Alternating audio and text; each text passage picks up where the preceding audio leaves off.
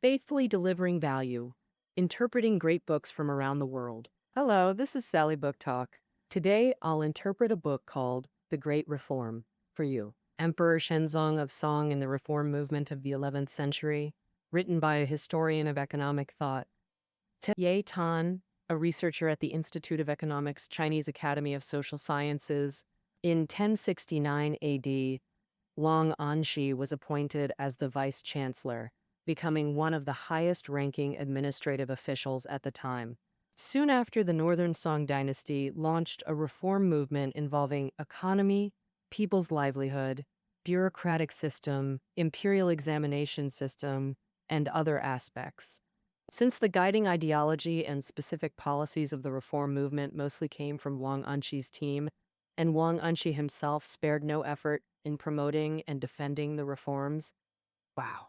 So, therefore it was remembered by later generations as Long Anshi's reforms. The author of this book believes that calling this reform movement, which profoundly affected the Song dynasty, Wang Anshi's reforms, is not accurate enough.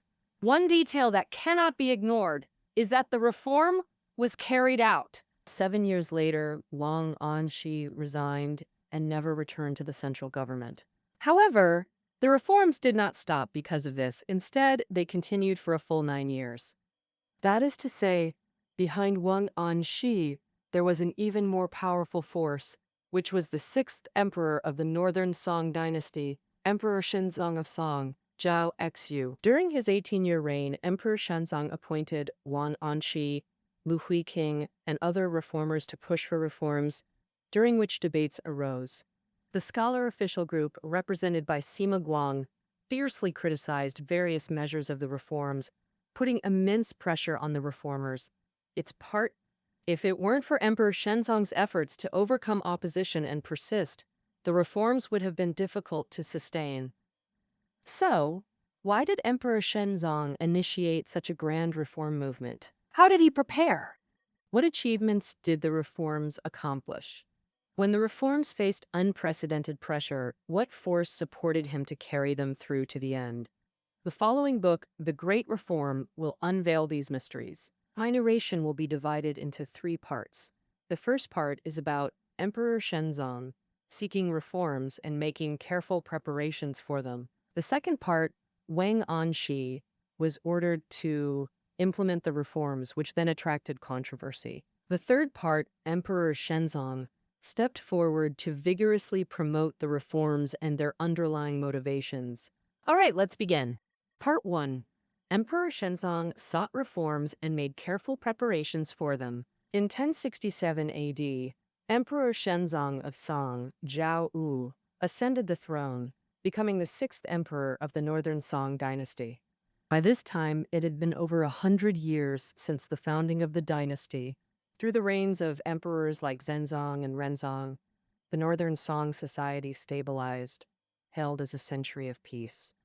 Young Emperor Shenzong seemed poised to be a peaceful ruler, but beneath the surface of this century-long tranquility, crises were brewing everywhere. As early as the mid-reign of Emperor Renzong, insightful people recognized serious internal issues within the Northern Song. They summed it up in 4 words: 3 redundancies and 2 accumulations, where the 3 redundancies, redundant soldiers, redundant officials, and redundant expenses, were the causes, and the 2 accumulations were the results. Meaning the Northern Song had too many soldiers and officials, forcing the court to spend huge sums to support them, leading to severe fiscal deficits, and eventually forming the 2 accumulations: accumulated poverty and accumulated weakness. By the time Emperor Shenzong took the throne, solving the 3 redundancies and 2 accumulations was already a consensus across the court and populace. So, how did this phenomenon come about? It falls on Emperor Shenzong's ancestors to bear the blame. First, let's talk about redundant soldiers. Back in the day, Emperor Taiyu of Song, Zhao Kuanyin, with the backing of imperial army generals, launched the Quanzhou Mutiny and usurped the later Zhou regime. After the Song dynasty was established, Emperor Taizu worried his subordinates might copy his tactics So he quickly put the imperial army under his direct command. That wasn't enough. To prevent regional fragmentation, he divided the Song army into the imperial army and the regional army. The imperial army, like a central force, consisted of strong men drafted nationwide with good pay and gear, while the leftovers, the old, weak, and disabled, formed the regional army for local policing. This way, the regions lost any threat to the central power, but the downsides were clear. On one hand, the regional army was too weak to handle even peasant uprisings, let alone fend off foreign enemies. On the other hand, the huge imperial army size clogged the command system, leading to inefficiency and reduced combat strength. So what to do? The court solution was to recruit more soldiers. In the early Northern Song, total troops were 220,000. By Zhenzong's era, it hit 910,000. By Renzong's time, it surged to 1,260,000. But military strength isn't about numbers. Blind recruitment led to a vicious cycle, where more troops meant weaker fighting power, the origin of redundant soldiers. Now let's discuss redundant officials. The Song dynasty's political system had distinct decentralization features. For instance, administrative duties went to the Secretariat, military power to the Bureau of Military Affairs, and finances to the three departments. All their heads were called chancellors. And so in the Song dynasty, there wasn't just one chancellor at a time, but several. Additionally, the emperor established the position of vice-chancellor to further distribute the power among chancellors. This layered design successfully avoided powerful ministers monopolizing the court, but required numerous officials to fill positions, leading to rapid expansion of the bureaucracy. According to statistics, from the early Northern Song to Emperor Renzong's time, the number of officials increased fivefold. Redundant officials combined with redundant soldiers strained finances, forcing the court to raise taxes. Finding ways to squeeze wealth from the people led to the problem of redundant expenses. During Emperor Taizong's reign, Northern Song's tax burden reached twice that of the Tang dynasty, later exceeding 7 million guan. Thus, the Northern Song was one of the dynasties with the highest frequency of peasant uprisings. Since its founding, the three redundancies were a chronic ailment of the Northern Song. The court recognized this early and implemented some reforms. During Emperor Zhenzong's time, 195,000 redundant officials were eliminated at once. Emperor Renzong appointed Fan Zhongyan and others to promote the Qingli reforms. But due to widespread involvement, especially harming the interests of civil officials, the reforms ultimately failed, and problems worsened over time. 2 years before Emperor Shenzong's accession, in 1065, the national fiscal deficit reached 15 million guan. What does that mean? Back then, Emperor Taizu calculated that saving 5 million guan from military funds could reclaim the 16 prefectures occupied by the Liao dynasty. Unexpectedly, over 100 years later, not only did they fail to save 5 million guan, the treasury deficit was 3 times that amount. When Emperor Shenzong ascended the throne, he was just 19, in the prime of youth, full of ambition, unwilling to see his ancestors' legacy deteriorate like this. But he understood that reforms affected the whole picture and should be handled cautiously. So the first step was to listen to the opinions of the civil official group. Emperor Shenzong consulted Fu Bi, one of the leaders of the Qingli reforms and a former chancellor, on strategies to enrich the country and strengthen the military. But unexpectedly, Fu Bi had lost his edge and instead advised the emperor to be content with maintaining the status quo. He said not to consider such things for 20 years, which naturally didn't sit well with the young emperor. So Emperor Shenzong issued an edict calling for candid advice from officials nationwide, leading to a flood of opinions. Among them, 2 individuals caught Shenzong's special attention. One was Sima Glong. As early as Emperor Renzong's reign, Sima Guang had repeatedly submitted memorials pointing out officials' extravagant lifestyles, and peasants' heavy burdens. This time, he conducted an in-depth analysis of chronic issues: excessively generous official treatment, lavish royal expenditures, and a bloated yet inefficient military. Sima Guang's sincere attitude and Parkman advice deeply moved Emperor Shenzong. The other was Wang Anshi. During the same Renzong era, he wrote a 10,000-word memorial advocating for social transformation and legal reform. Young Shenzong, still a child then, was captivated by Wang Anshi's sharp rhetoric and profound ideas. After ascending the throne, Shenzong summoned Wang Anshi from his post in Jiangning to the capital for several reports. So, after their conversations, he was deeply impressed by Wang Anshi's insight and statesmanship, recognizing him as essential for reform. Thus, Emperor Shenzong appointed both Wang Anshi and Sima Guan as Hanlin academicians, a crucial stepping stone to becoming chancellor. This clearly showed Shenzong's intent to heavily rely on both men. In his view, Wang Anshi's dynamism complemented Sima Guan's steadiness perfectly. Yet, ultimately, when Anshi led the reforms, while Sima Guan was sidelined, later becoming opposition leader. How did this happen? Their differing reform philosophies became evident during a key debate.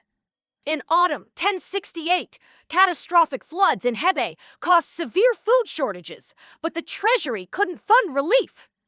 Seizing this, Sima Guan proposed reducing officials' excessive annual rewards to cut costs. Wang Anshi objected, arguing this merely treated symptoms, not root causes. He insisted expanding revenue streams to increase state income was paramount.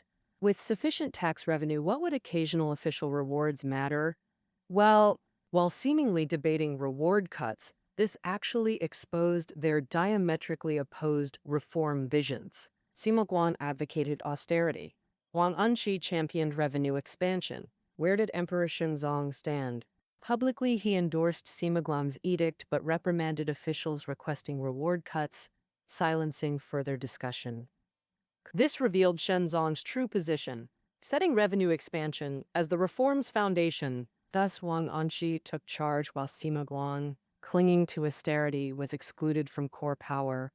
In 1069 AD, Wang Anshi became vice-chancellor and established the Finance Planning Commission. This institution essentially functioned as a reform committee responsible for drafting and promulgating laws, while also overseeing existing financial agencies to manage budgets, essentially the command center for the reforms.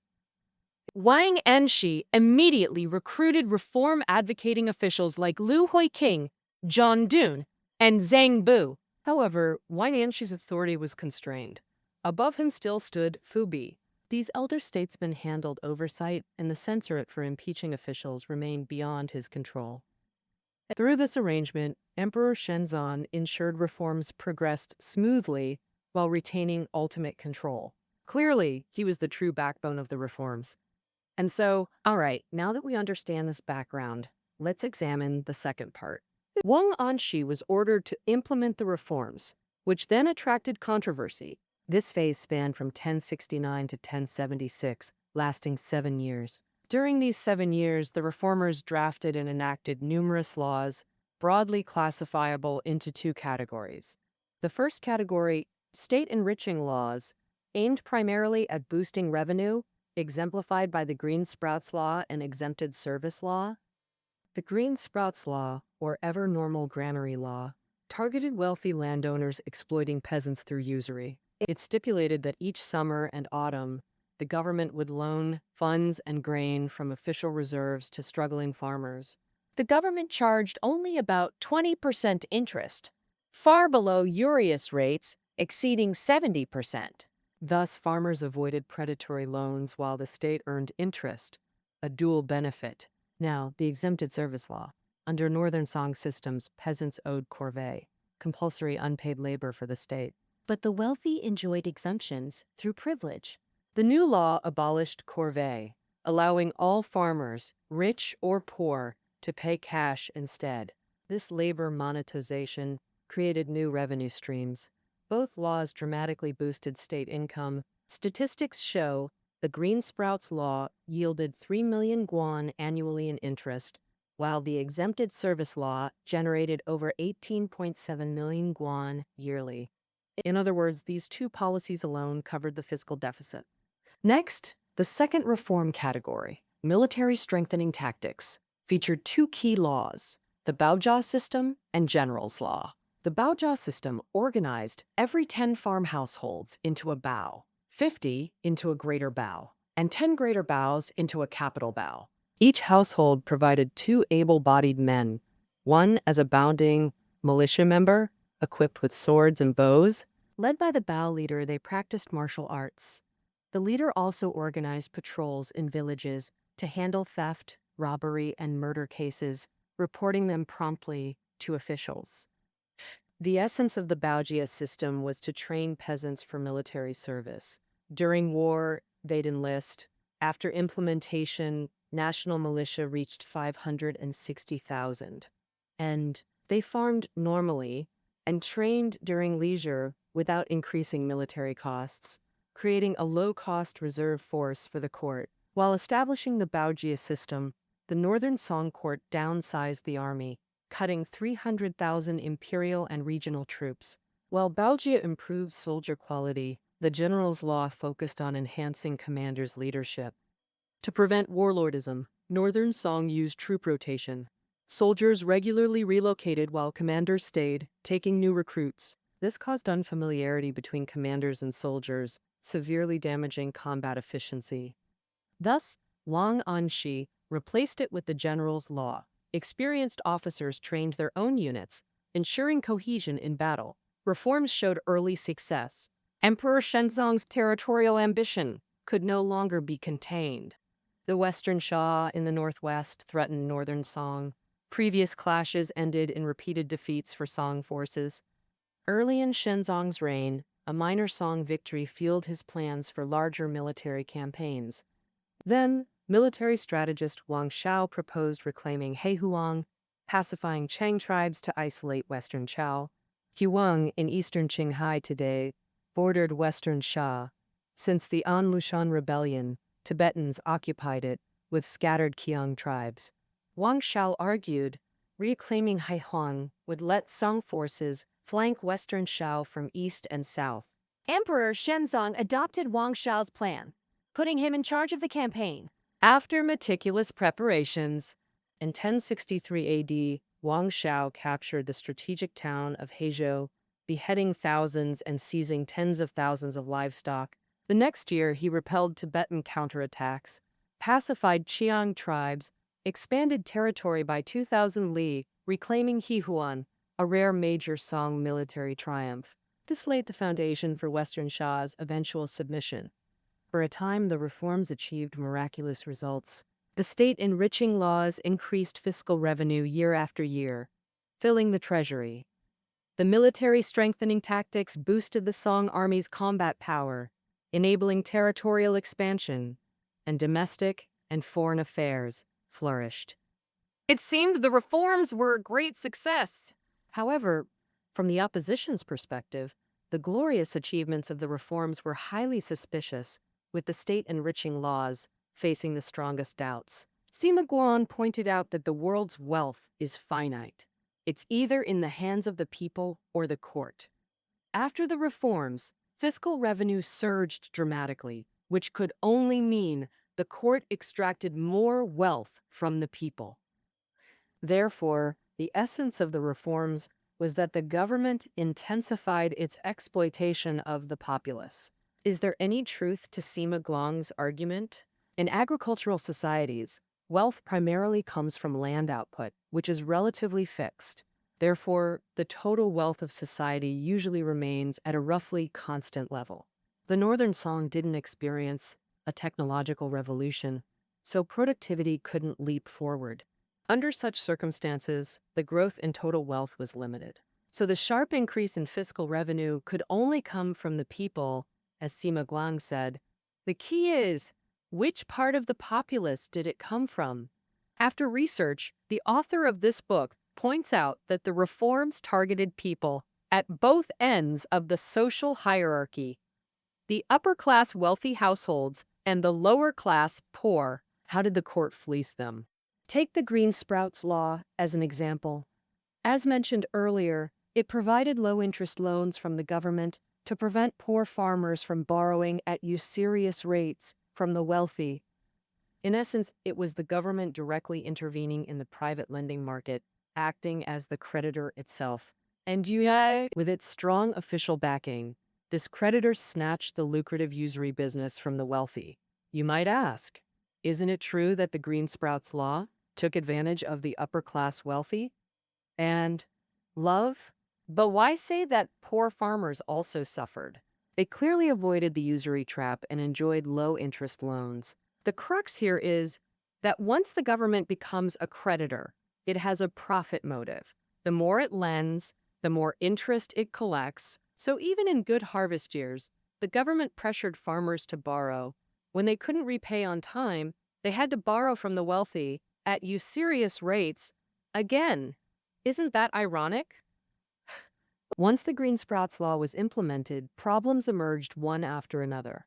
Ouyang Shi, who was governing Qingzhou in Shandong at the time, halted the Green Sprouts Law in his jurisdiction and submitted a memorial to the court denouncing it.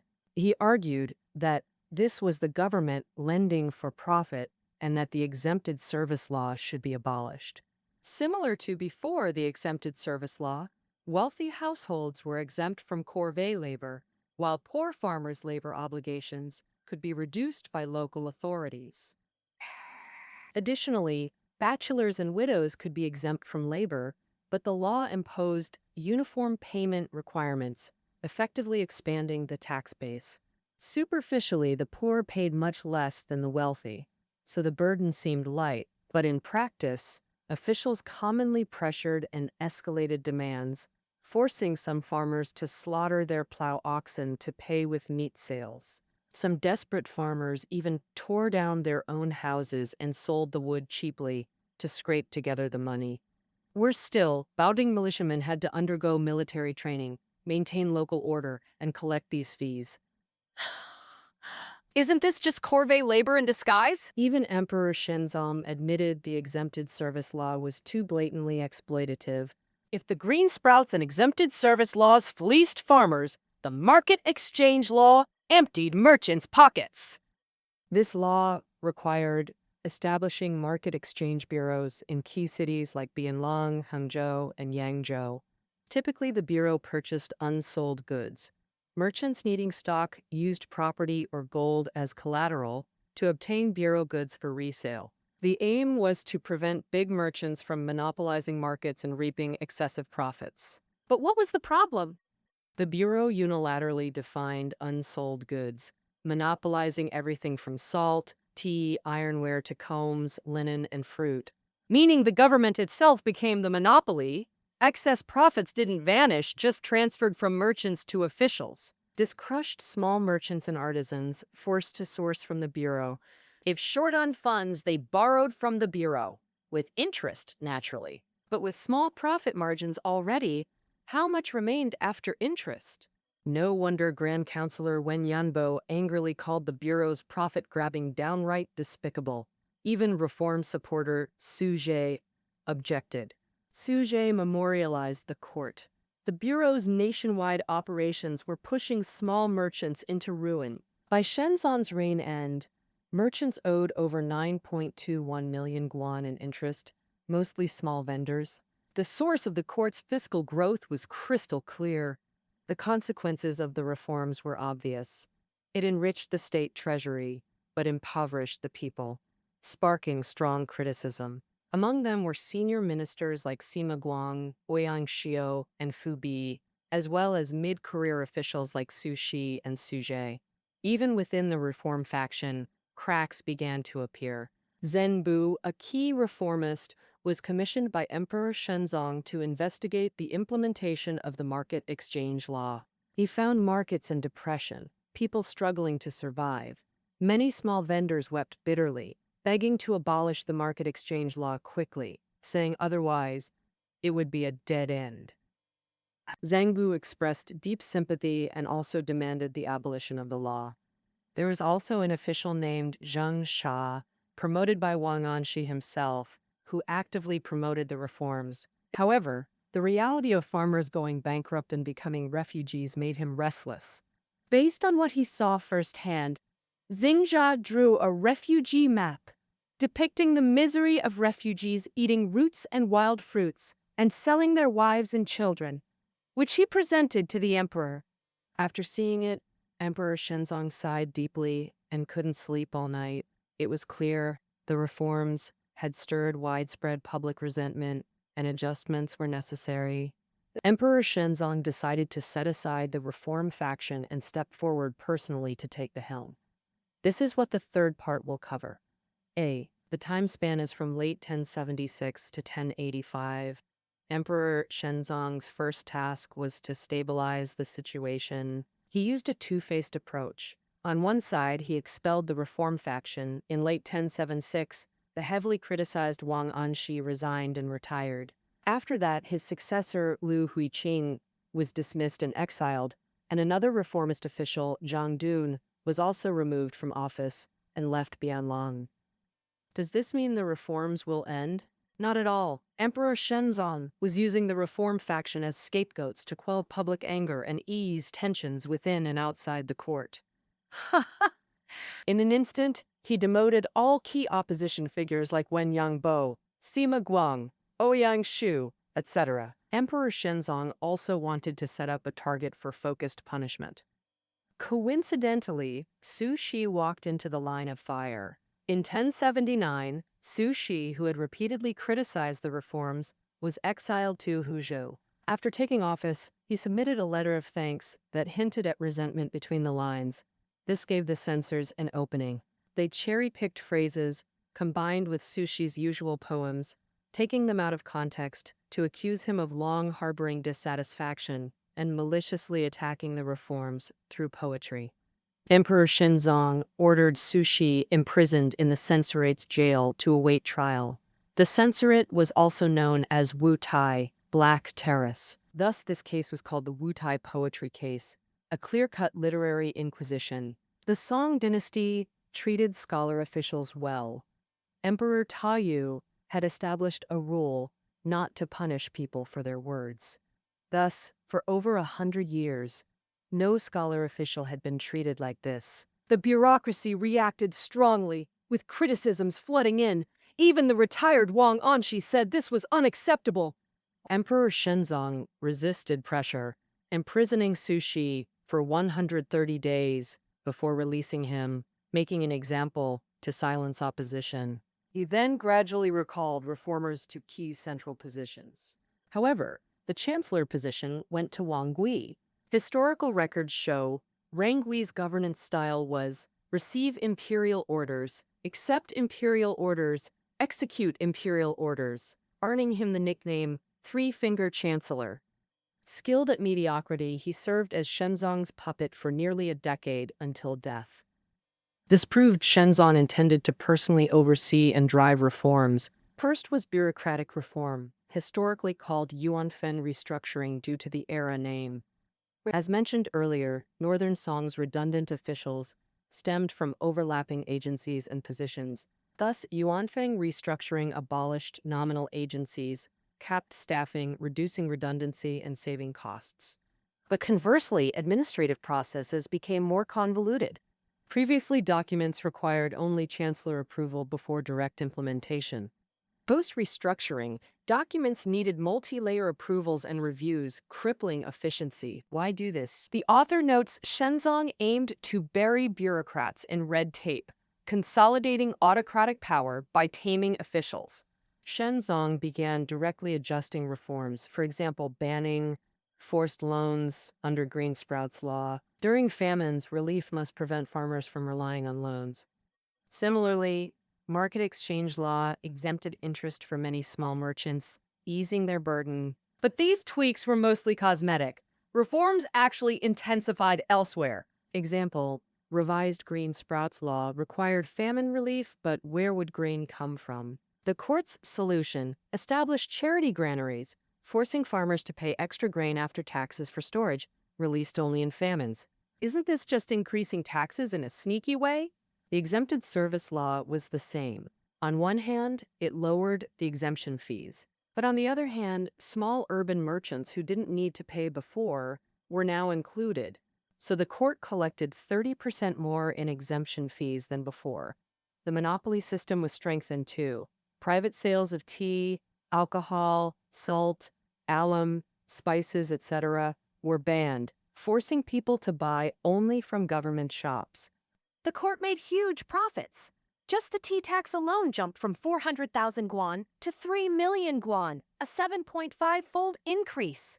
The court also levied raw iron in Shandong, Jiangsu, etc., had it forged into tools by officials, and sold to people for profit. Moreover, Emperor Shenzong introduced new laws to extract wealth from the people.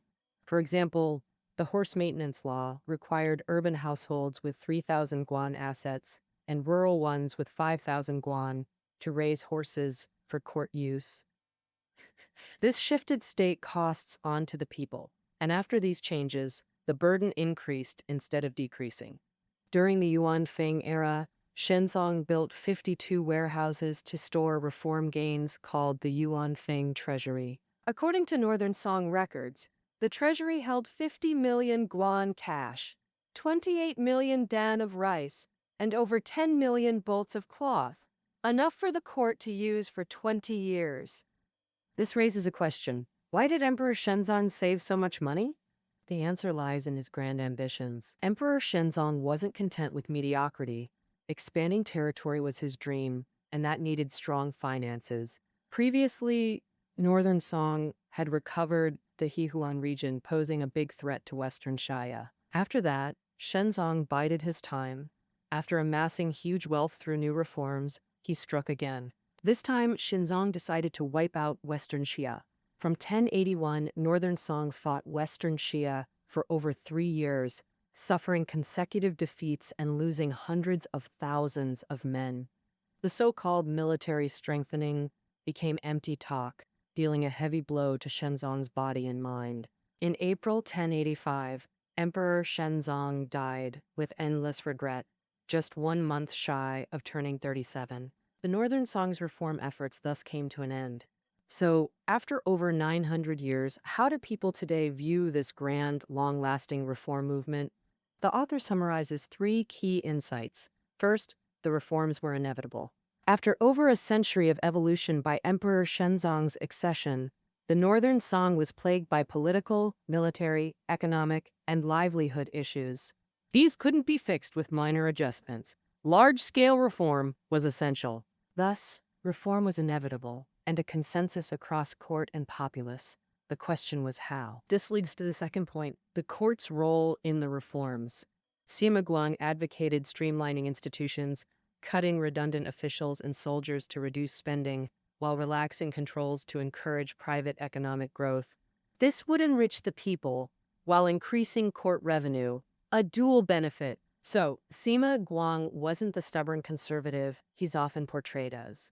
He didn't oppose reform, he opposed the court becoming a profit machine competing with the people. Fundamentally, this also undermined long-term stability. Yet the reforms veered exactly towards Sima Guang's fears. Policies like the green sprouts and market exchange laws turned the government into a profit-driven entity.